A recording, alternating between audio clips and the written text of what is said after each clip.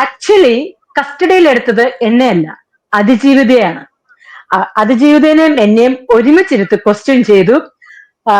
തലങ്ങനെയും വില്ലിങ്ങനെയും അതിജീവിതയെ question ചെയ്തപ്പോൾ അതിജീവിത കാണാതെ പഠിച്ചു വെച്ച കള്ളങ്ങളെല്ലാം കയ്യിൽ നിന്ന് പോയി. ആകെ പൊളിഞ്ഞു. எனக்கு தமிழ் நல்லா தெரியும். அவ்வளோ தெரியாது.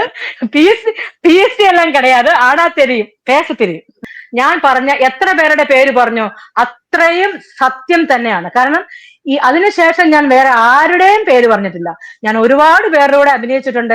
ജഗദീഷ് ശ്രീകുമാർ ചേട്ടന്റെ ഭാര്യയായിട്ട് അഭിനയിച്ചിട്ടുണ്ട്, ദേവൻ ചേട്ടന്റെ ഭാര്യയായിട്ട് അഭിനയിച്ചിട്ടുണ്ട്, ജഗദീഷ് ചേട്ടന്റെ കൂടെ അഭിനയിച്ചിട്ടുണ്ട്, സലീം കുമാർ ചേട്ടന്റെ കൂടെ അഭിനയിച്ചിട്ടുണ്ട്. എന്നുള്ളൊരു കള്ളക്കേസ് എന്റെ പേരിലെടുത്തു. ഞാൻ വിളിച്ചിട്ടില്ല, അമ്മയാണ് സത്യം, ഞാൻ വിളിച്ചിട്ടില്ല. ഓക്കെ, അപ്പൊ அந்த മാടിയാണ് എന്തൊരു ഇങ്ങനെ എന്തൊരു ഞാനും പേടിച്ചു. എന്താ ഇപ്പടി വാ, ഇപ്പടി വാ. അപ്പൊ ആ പെണ്ണ് പതുക്കെ ഇങ്ങനെ എഴുന്നേറ്റ് ഇങ്ങനെ അടുത്ത് അപ്പൊ ഇൻസ്പെക്ടറും അങ്ങ് എഴുന്നേറ്റു. ലേഡി ഇൻസ്പെക്ടർ ആണ്, പുള്ളിക്കാരി അങ്ങ് എഴുന്നേറ്റു. ഞാൻ വിചാരിച്ചു ഇതെന്താ ചെയ്യുമ്പോ അല്ലെ അടുത്ത് അടിക്കുവോ, അതുപോലെ വാ കിട്ടവാ, ഏയ് കിട്ടവാ. അപ്പോഴാണ് ഈ പുള്ളിക്കാരി ശരിക്കും കടന്ന് വിറച്ചത്. അതേസമയം ഇവിടെ നമ്മുടെ മൊട്ടയാരനോട് റിപ്പോർട്ട് ചാനലിൽ എന്തൊക്കെയാ പറഞ്ഞു, നിങ്ങൾ എല്ലാവരും കേട്ട് കാണും. ഒരാള് വന്ന് മുടിയെ തൊട്ട്, ഒരാള് വന്ന് കവിളെ പിടിച്ച്, ഒരാള് വന്ന് ഉമ്മ വെച്ച്, എന്തൊക്കെയാണ് റിപ്പോർട്ട് ചാനലിൽ പറഞ്ഞത്.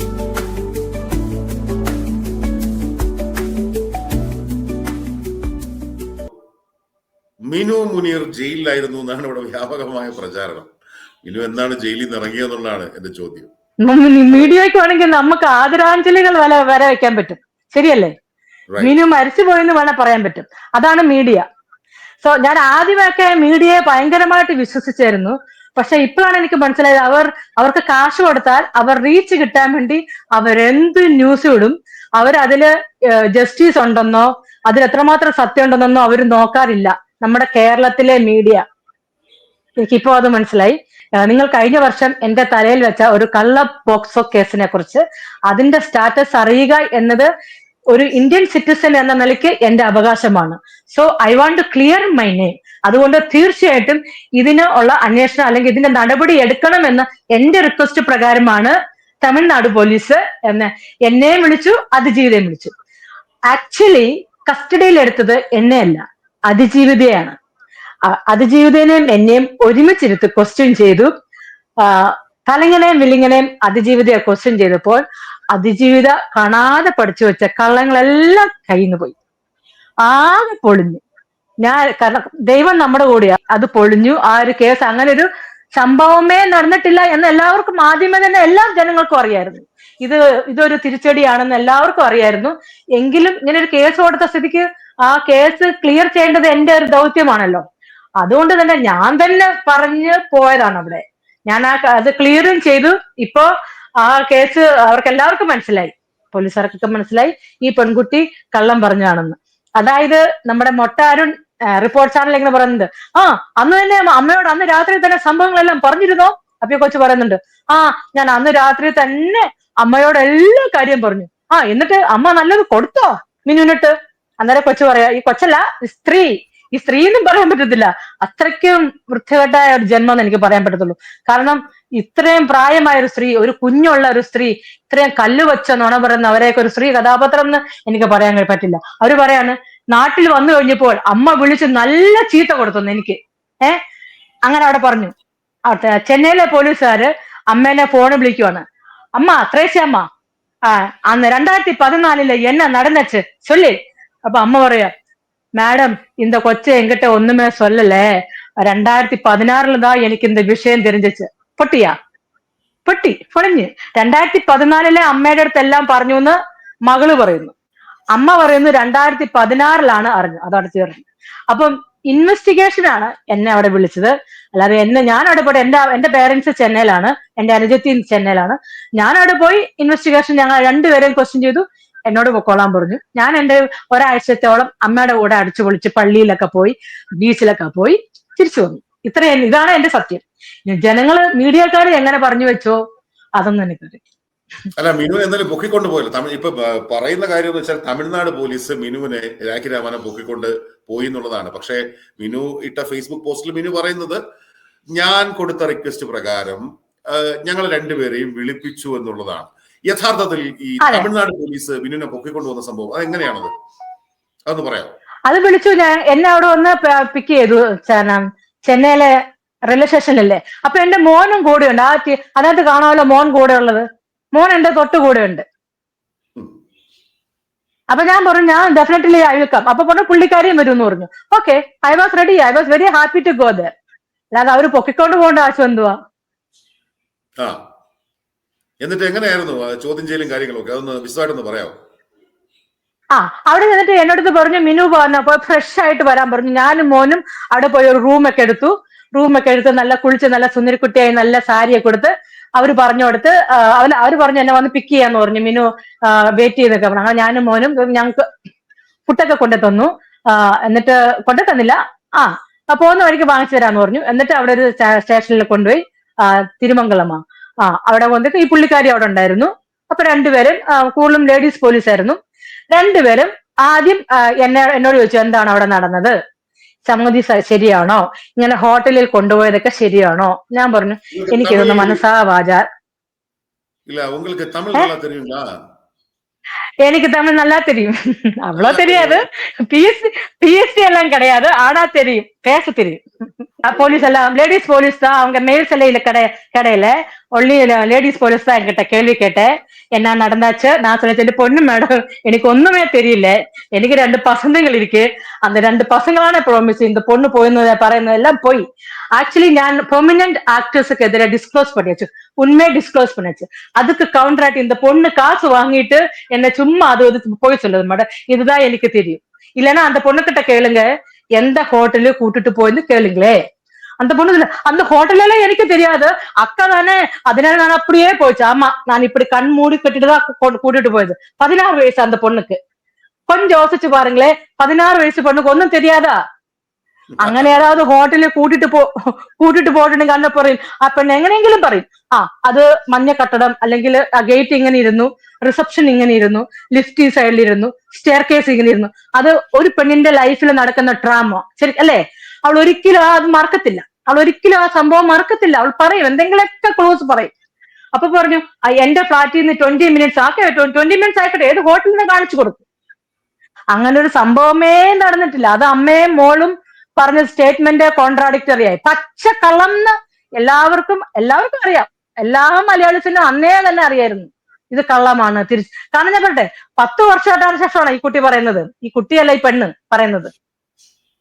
ഇത് വ്യക്തിവൈരാഗ്യം, കിട്ടിയ ചാൻസിന് നമ്മളെ ഇങ്ങനെ ഇതുകൊണ്ട് കിട്ടിയ ചാൻസ് എന്താ അടിക്കാനുള്ള ചാൻസ് കിട്ടി ഇപ്പൊ കയറി. കാരണം ഒരുവന്റെ ശത്രു അവരുടെ വീട്ടുകാരാണ്. പ്രത്യേകിച്ച് ഞാൻ ഇസ്ലാം ഒക്കെ ആയ സ്ഥിതിക്ക് ഇവരെന്നെ വെറുതെ വിടും തോന്നുന്നുണ്ടോ ഫിറോസെ? അതാണ് ശരിക്കും നടന്നത്. കിട്ടിയ ചാൻസിന് എനിക്കിട്ട് 2 അടിയടിക്കാൻ തോന്നി, അതുപോലെ തന്നെ നല്ല കാശും വാങ്ങിച്ചവരുടെ. അല്ല മീനു, ഞാൻ ഒരു കാര്യം ചോദിക്കട്ടെ. അതായത് ഈ ഹേമ കമ്മിറ്റി റിപ്പോർട്ടൊക്കെ അതിന്റെ ഒരു പീക്കിലാണ് വളരെ പ്രധാനപ്പെട്ട ചില ആൾക്കാർക്കെതിരെ മിനു ആക്ഷേപം ഉന്നയിക്കുന്നത്. പിന്നീട് ഒരു ഘട്ടത്തിൽ അത് കേസ് പിൻവലിക്കുന്നു എന്നൊക്കെ പറഞ്ഞു. ഇപ്പൊ പൊതുസമൂഹത്തിന്റെ മുമ്പിൽ എവിടെയോ മിനുവിന്റെ വിശ്വാസ്യത നഷ്ടപ്പെട്ടു എന്നൊരു പ്രശ്നമുണ്ടോ ശരിക്ക്? എന്തുകൊണ്ടാണ് മിനു പ്രതീക്ഷിച്ച പോലെ ഈ വിഷയം പിന്നീട് മീഡിയകളും ഏറ്റെടുക്കുന്നില്ല എന്നൊരു പരാതി ഉണ്ടോ മിനുവിന്? തീർച്ചയായിട്ടും. ഞാനൊരു കാര്യം പറയട്ടെ, ഞാൻ പറഞ്ഞത് ഇന്നും ഞാൻ പറയാണ്, ഇതിനൊന്നും എന്റെ നിലപാടിന് ഒരു മാറ്റവും ഇല്ല. ഞാൻ ഒരു അടി പുറകോട്ട് പോകത്തില്ല. ഞാൻ പറഞ്ഞ എത്ര പേരുടെ പേര് പറഞ്ഞോ അത്രയും സത്യം തന്നെയാണ്. കാരണം അതിനുശേഷം ഞാൻ വേറെ ആരുടെയും പേര് പറഞ്ഞിട്ടില്ല. ഞാൻ ഒരുപാട് പേരുടെ കൂടെ അഭിനയിച്ചിട്ടുണ്ട്. ജഗതി ശ്രീകുമാർ ചേട്ടന്റെ ഭാര്യയായിട്ട് അഭിനയിച്ചിട്ടുണ്ട്, ദേവൻ ചേട്ടന്റെ ഭാര്യയായിട്ട് അഭിനയിച്ചിട്ടുണ്ട്, ജഗദീഷ് ചേട്ടന്റെ കൂടെ അഭിനയിച്ചിട്ടുണ്ട്, സലീം കുമാർ ചേട്ടന്റെ കൂടെ അഭിനയിച്ചിട്ടുണ്ട്, രാജൻ ബി ദേവ്, മാളച്ചേട്ടൻ, അങ്ങനെ ഷാനവാസ്, അങ്ങനെ ഇവരുടെ ഒന്നും ഞാൻ പേര് പറഞ്ഞിട്ടില്ലല്ലോ. കാരണം എനിക്ക് അവരിൽ നിന്നും അങ്ങനെ ഒരു മോശമായ അനുഭവം ഉണ്ടായെങ്കിലല്ലേ. എനിക്കുണ്ടായ അനുഭവം ഞാൻ തുറന്നു പറഞ്ഞു. അതില് ഞാൻ മരിക്കുന്നോടം വരെ എന്നെ പീഡിപ്പിച്ചത് തന്നെയാണ്, അവരുടെ പേരാണ് ഞാൻ പറഞ്ഞതും. പക്ഷെ അന്ന് മീഡിയ ഒക്കെ ഏറ്റെടുത്തെങ്കിൽ അത് അവർക്ക് റീച്ച് കിട്ടാനായിരുന്നു എന്ന് എനിക്ക് പിന്നീട് മനസ്സിലായി. അത് കഴിഞ്ഞതിന് ശേഷം തീർച്ചയായിട്ടും ഈ കുറ്റവാളികൾക്ക് രക്ഷപ്പെടണമെങ്കിൽ വാദിയെ പ്രതിയാക്കിയാലേ അവർക്ക് രക്ഷപ്പെടാൻ സാധിക്കുകയുള്ളൂ. അതുകൊണ്ട് തന്നെയാണ് അവർ എനിക്കെതിരെ ഞാൻ ചെയ്യാത്ത കുറ്റം, അതായത് ഞാൻ അദ്ദേഹത്തെ വിളിച്ച് ഭീഷണിപ്പെടുത്തി എന്നുള്ളൊരു കള്ളക്കേസ് എന്റെ പേരിലെടുത്തു. ഞാൻ വിളിച്ചിട്ടില്ല, അമ്മയാണ് സത്യം, ഞാൻ വിളിച്ചിട്ടില്ല. ഒരു നടന്മാരെ ഞാൻ വിളിച്ചിട്ടില്ല. പക്ഷെ ഞാൻ വിളിച്ചു എന്ന് പറഞ്ഞ് കേസെടുത്ത് ഉടനെ എന്നെ സൈബർ പോലീസുകാർ എന്നെ വിളിക്കുന്നു. ഞാൻ പോസ്റ്റ് ചെയ്തത് ശരിയാണ്, ഫേസ്ബുക്കിൽ പോസ്റ്റ് ചെയ്തു, അത് സത്യമാണ്, അത് ഫാക്ച്വൽ കണ്ടന്റ് ആണ്, യഥാർത്ഥ സത്യമാണ് ഞാൻ പോസ്റ്റ് ചെയ്തത്. ചുമ്മാ എനിക്കെന്താ അങ്ങനെ പോസ്റ്റ് ചെയ്യേണ്ട വട്ടാണോ? എന്നെ ആരൊക്കെ പീഡിപ്പിച്ചോ അവരെ കുറിച്ചൊക്കെ ഞാൻ പോസ്റ്റ് ചെയ്തു. അപ്പം പോസ്റ്റ് ചെയ്തു, ഒക്കെ ഞാൻ അതിന്റെ തെറ്റ് ഞാൻ അംഗീകരിക്കുന്നു. തെറ്റ് അതെന്താ തെറ്റാവുന്നത്? നമ്മുടെ മുഖ്യമന്ത്രി പറഞ്ഞു ആർക്കെങ്കിലും ഒരു ദുരനുഭവം ഉണ്ടായിട്ടുണ്ടെങ്കിൽ പറയാൻ പറഞ്ഞു. ഞാൻ ആ ധൈര്യത്തിലാണ് ഞാൻ അങ്ങ് ഫേസ്ബുക്കിലാണ് എല്ലാവരുടെയും പോസ്റ്റ് ചെയ്തു. അപ്പൊ പറഞ്ഞു മിനു വിളിച്ചോ, ഫോൺ വിളിച്ചോ അദ്ദേഹത്തെ? ഞാൻ പറഞ്ഞു ഞാൻ വിളിച്ചിട്ടില്ല, അങ്ങനെ ഒരു തെളിവുമില്ല. എന്നിട്ട് പറഞ്ഞു എന്നാ ശരി മിനുവിന്റെ പേരിൽ മിനു ഫേസ്ബുക്കിൽ ഇട്ട ഉടനെ അദ്ദേഹം കൊണ്ട് കേസ് കൊടുത്തിട്ടുണ്ട്, അതുകൊണ്ട് സ്റ്റേറ്റ് അദ്ദേഹത്തിന്റെ കൂടെയാണ്. മിനു കംപ്ലൈന്റ് കൊടുക്കുന്നതിന് മുമ്പേ അദ്ദേഹം കൊടുത്തത് കൊണ്ട് മിനുവിന്റെ പേര് കേസ് എടുക്കണമെന്ന് ഭയങ്കര പ്രഷറാണ് ഞങ്ങൾക്ക്. അതുകൊണ്ട് മിനുവിന്റെ പേരിൽ ഞങ്ങൾ കേസ്, അതുകൊണ്ട് മിനുവിനെ അറസ്റ്റ് ചെയ്യാൻ ഞങ്ങൾക്ക് ഒരിക്കലും താല്പര്യമില്ല. മിനു പറയുന്നത് സത്യമാണെന്ന് ഞങ്ങൾക്കറിയാം. അതുകൊണ്ട് മിനു ഒരു കാര്യം ചെയ്യും, എത്രയും പെട്ടെന്ന് ബെയിൽ എടുക്കും. അവര് പറഞ്ഞത് കൊണ്ടാണ് ഞാൻ പോയി ബെയിൽ എടുത്തത്. ബെയിൽ എടുത്തിട്ട് എന്ത് ചെയ്യണം? അപ്പൊ എനിക്കറിയില്ല. ഞാൻ ബെയിൽ എടുത്തിട്ട് എന്ത് ചെയ്യണം? ബെയിൽ എടുത്തോടെ സ്റ്റേഷനിൽ കൊണ്ടുവന്ന് തന്നിട്ട് ഒപ്പിട്ടിട്ട് വെക്കോളാൻ പറഞ്ഞു. അതുപോലെ തന്നെ ഞാനും മോനും, അവിടെ അഡ്വക്കേറ്റ് പോലും എന്റെ കൂടെ വന്നില്ല, ഞങ്ങൾ അവിടെ പോയി ഒപ്പിട്ടിട്ട് ഞങ്ങൾ പോന്നു. അത് ഒരാഴ്ച കഴിഞ്ഞിട്ടേ കണ്ടത് മിനുവിനെ അറസ്റ്റ് ചെയ്തു എന്നൊരു വാർത്ത. ഞാൻ വീട്ടിൽ കിടന്നുറങ്ങുക മീൻകറിയൊക്കെ വെച്ചിട്ട്, അന്നേരം അറസ്റ്റ് ചെയ്തു. അപ്പം നോക്കെ മീഡിയ എത്രമാത്രം. ഞാൻ അന്നേരം പറഞ്ഞു ദേ ഞാനിവിടെ കിടന്നുറങ്ങുവാണേന്ന്. അത് കഴിഞ്ഞ് ഇൻവെസ്റ്റിഗേഷൻ കൊണ്ടുപോയപ്പോഴത്തേക്കും പറഞ്ഞു ദേ മിനുവിന് ചെന്നൈ പോലീസ് അറസ്റ്റ് ചെയ്തു. സോ എനിക്ക് വേണ്ടത് ജനങ്ങളെ എവിടെ എക്സ്പ്ലനേഷൻ കൊടുക്കുകയല്ല, സോ ഇതിന്റെ സത്യം. കാരണം ഈ കേസ് എന്റെ പേര് എങ്ങനെ ക്ലിയർ ചെയ്യാം എന്നതാണ് ഞാൻ ഫോക്കസ് ചെയ്തത്. കാരണം അല്ലെങ്കിൽ നമ്മൾ തന്നെ റെക്കോർഡ് ചെയ്യണം, പിന്നെ ഫേസ്ബുക്കിൽ അത് എഡിറ്റ് ചെയ്യണം, പിന്നെ അപ്പൊ അത്ര സമയം പോകും. എനിക്ക് അന്നേരം ആ കേസിൽ ഇൻവോൾവ് ചെയ്യായിരുന്നു എന്റെ അന്നത്തെ ഏറ്റവും വലിയ ആവശ്യം. ഇതെങ്ങനെ ഇവരുടെ കള്ളം എങ്ങനെ പൊളിക്കാം എന്നുകൊണ്ട് ഞാൻ വേറെ ഒന്നും ശ്രദ്ധിക്കാൻ പോയില്ല. എന്നെ കുറിച്ച് എന്ത് ന്യൂസ് പുറത്തു വരുന്നു അതിനെ കുറിച്ചൊന്നും ഞാൻ വരിഡായില്ല. ഞാൻ ആ കേസിൽ തന്നെ മാത്രം ഇൻവോൾവ് ചെയ്തു. അപ്പൊ അവരുടെ പറഞ്ഞപ്പോ എല്ലാം പൊളിഞ്ഞു. അപ്പൊ ഞാൻ തന്നെ ഇൻസ്പെക്ടറോട് പറയാം, ഇൻസ്പെക്ടറെ ചോദിക്കേ, ഏത് ഫ്ലോർ ആണെന്ന് ചോദിക്കേ, ഏത് റൂമാണെന്ന് ചോദിക്കേ, എത്ര നമ്പർ റൂമാണെന്ന് ചോദിക്കും മാഡം അങ്ങനെ. അപ്പൊ അവര് ചോദിക്കാൻ ആ കൊച്ചു കിടന്ന് വിറയ്ക്കുക, ഇങ്ങനെ കടന്ന് വിറച്ച് ഐസ് പോലെ. അപ്പൊ ഇൻസ്പെക്ടർ ആ കൊച്ചിയുടെ കയ്യെ പിടിച്ചിട്ട് പറയാ എതുക്ക് ഇപ്പടി വിറയ്ക്കതയെന്ന് ചോദിക്കും. വയ്യാരു ഷിവറിങ് അപ്പൊ പറയാം ഇല്ല ഞാൻ അന്നത്തെ കാര്യം ഓർത്തപ്പോ ഷിവറിങ് ആയതാണെന്ന്. മനസ്സിലായോ?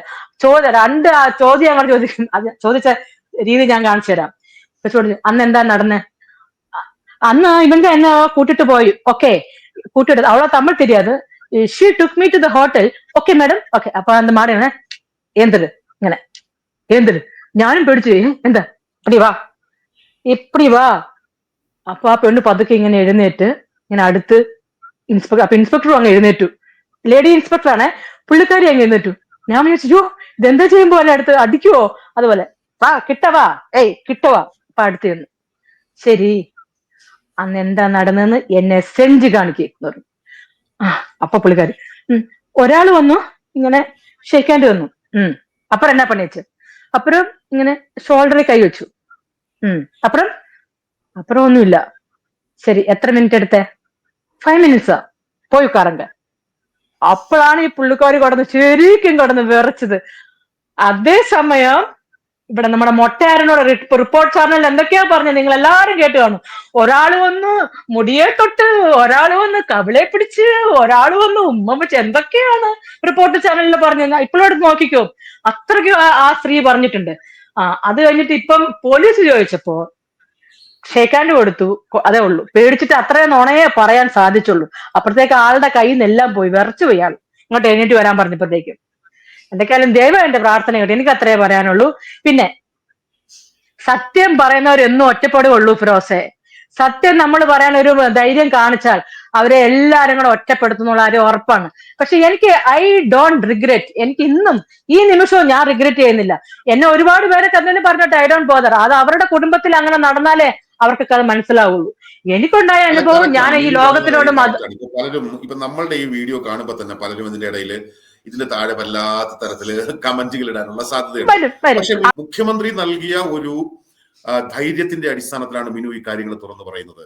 പക്ഷേ അത് ആ മുഖ്യമന്ത്രി നൽകിയ ആ ഒരു ആത്മവിശ്വാസം അത് പൊളിഞ്ഞു മിനുവിനെ സംബന്ധിച്ച്. സത്യമല്ലേ? ഞാൻ നടുറോഡിലായി പോയി. ഇത്ര എല്ലാ കേസും അറസ്റ്റും ഒക്കെ നടന്നിട്ട് ഞാൻ നോക്കാം മുഖ്യമന്ത്രി എവിടെ എവിടെ നമ്മളെ പാലത്തേക്ക് ഇട്ടിട്ട് പാര മനസ്സിലായി പോയി.